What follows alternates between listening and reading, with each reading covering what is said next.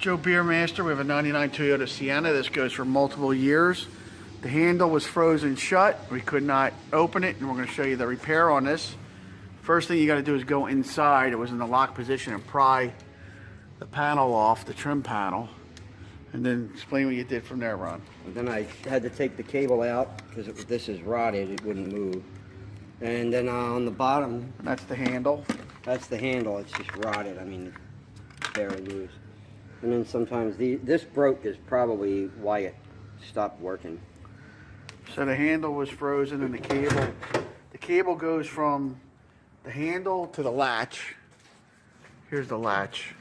Then the latch, this is taken out, but it wasn't moving. This lock was also kind of frozen. It has to be able to be in that position before it'll release all the way. All right, so did you test the latch, see if it works? Yes.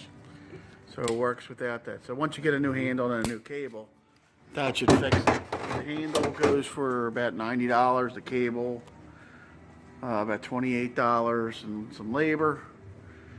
And that's usually what goes wrong. You can test these locks too. And that seems to be the repair.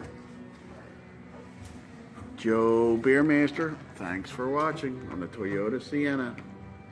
Rear tailgate, handle not working.